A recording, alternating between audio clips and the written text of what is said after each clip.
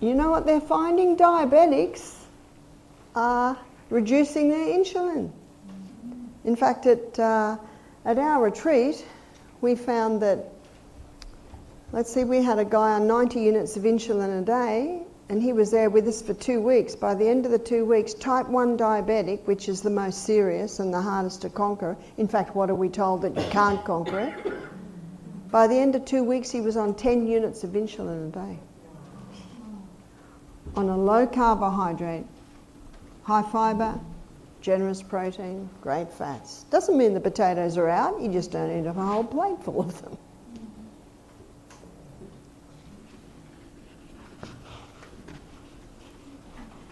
What about fat? Is fat a problem with diabetics?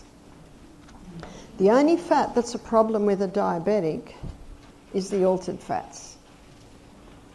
So they're the fats that have been extracted from hard seeds, and you'll see them in the supermarket, and they're in clear plastic bottles: soy oil, corn oil, safflower oil, canola oil, grapeseed oil.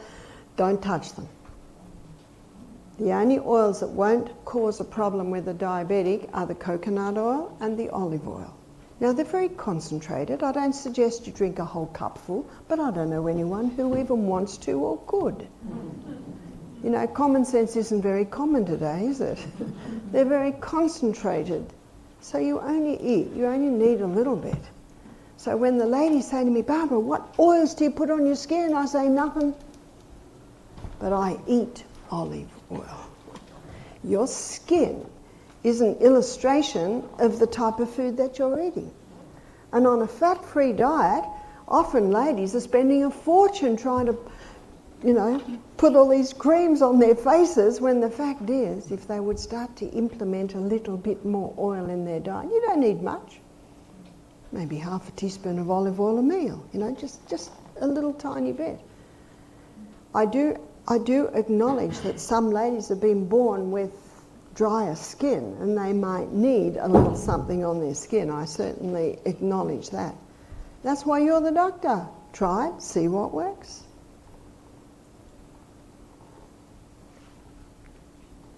Something else is happening with diabetics, and this is something that's not very well known. So the cereal, the bread and all the cakes and all that stuff, and pizza and pasta, they're made out of one grain, and that's wheat. And in the 1950s, the wheat went through intensive crossbreeding. They were wanting to produce a plant with a high yield of grain. Why did they do that? They wanted to help with the starvation crisis in India, Africa, Mexico. And no one objects to that, but you can't improve on God. Amen. So they ended up with their plant.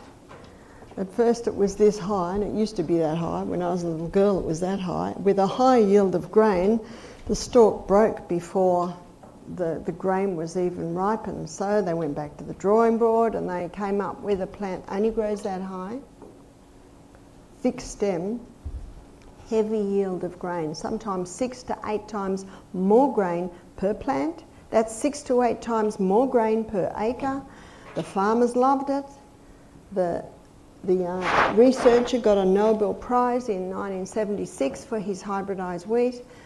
So by the end of the 70s, it's gone worldwide, and by the 1990s, every cereal, bread, cake, etc., pizza, pasta is made out of this hybridized wheat. It was rushed through with no safety studies. Sounds familiar? Yeah. Rushed through with no safety studies, and only now are they starting to see the problems that arose. And when you've got someone eating cereal and toast for breakfast, sandwiches for lunch, pasta for tea, cookies, cakes, donuts, mid-morning, it's almost a diet that's 100% wheat. And that's one of the problems. Do I eat wheat? I do, but not much. And I'm sure if I ate it 3 times a day, I might start to see problems. But if I had any health problems at all, I wouldn't have it.